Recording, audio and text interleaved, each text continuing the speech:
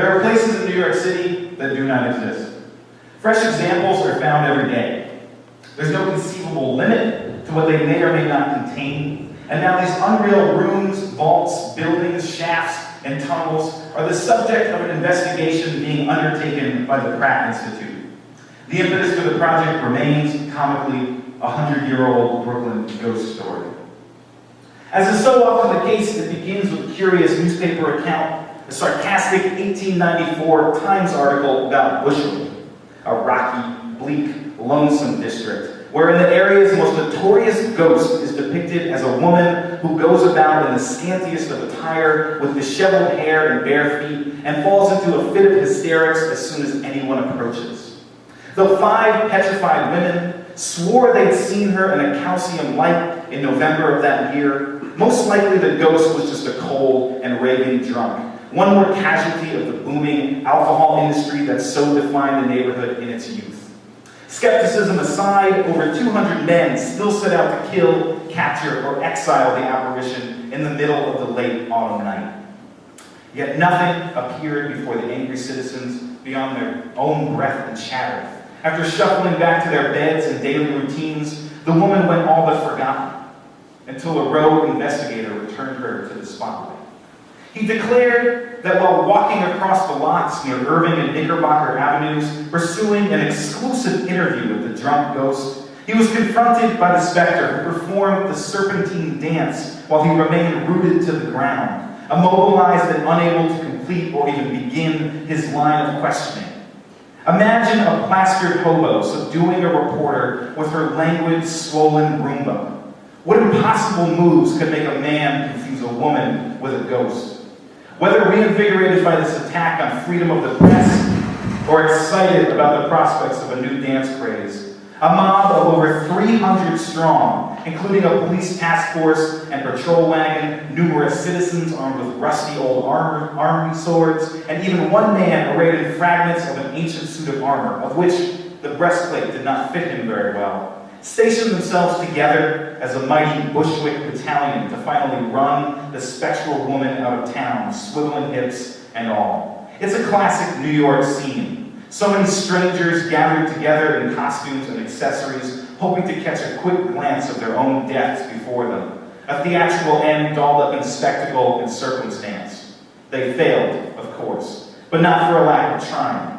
That is, if trying in New York means milling about empty streets into the wee hours, talking into a corner, and waiting for your life to change, which it does. Rather, city officials themselves claimed credit for her expulsion, saying that there is not today, or rather tonight, a place in the city of Brooklyn where a ghost can walk without being run in, because a general order was issued directing the captains to be vigilant and rid the city of apparitions, specters, and all sorts of ghosts.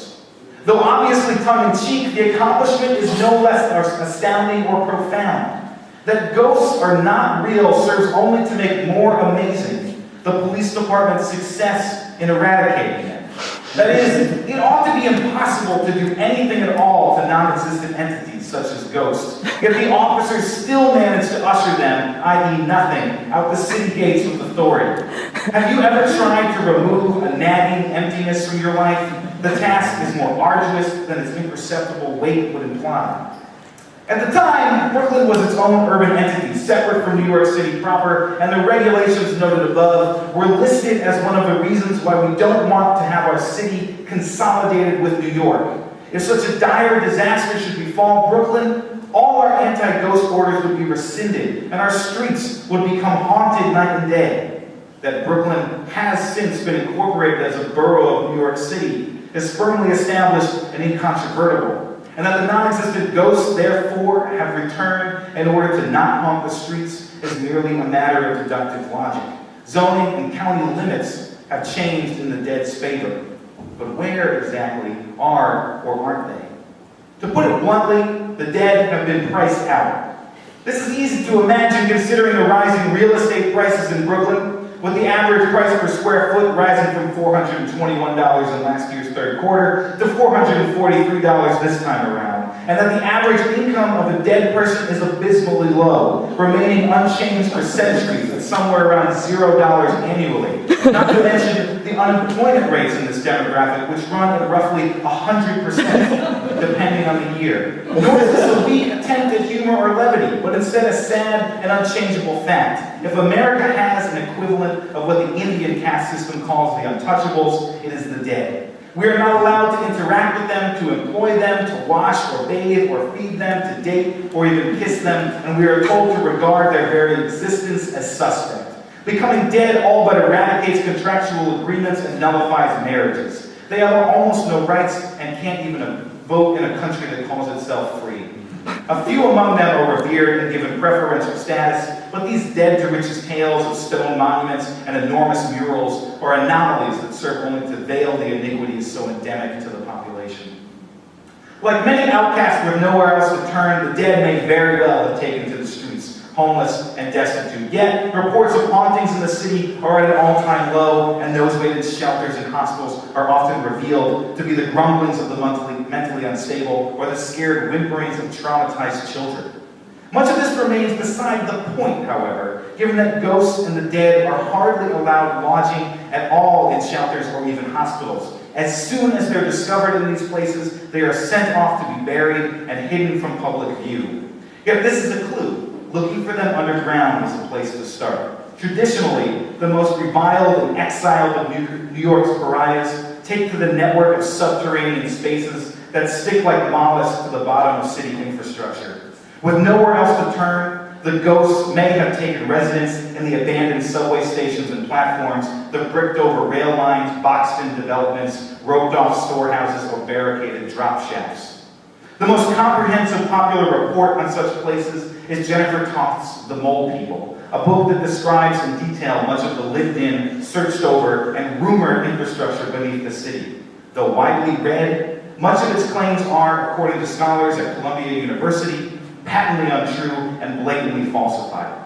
This embellishment is disappointing, especially in the search for lost ghosts. Oh, how desperately we want to believe in the secluded tunnels that run beneath the city streets and an interconnected lattice of subway and railroad train tunnels, often unused now, that in some areas reach 7 levels below the street, all running outward, waiting to be discovered and explored, a whole city mirroring our own, both empty and full of hope. But as we plow through the earth in our dreams every morning, we must face the fact that there are rather few unused sections of tunnel, and they are short, and we must consider how much work and expense it takes to construct a tunnel, and how much documentation in the form of corporate charters, franchises, contracts, bonds, and stock offerings, and news reports of construction there are, letting all of our romantic notions deflate and collapse under studies, public hearings, annual reports, contract bids, and other public record. No, the vast warren of limitless space does not exist, neither underneath us nor even anywhere.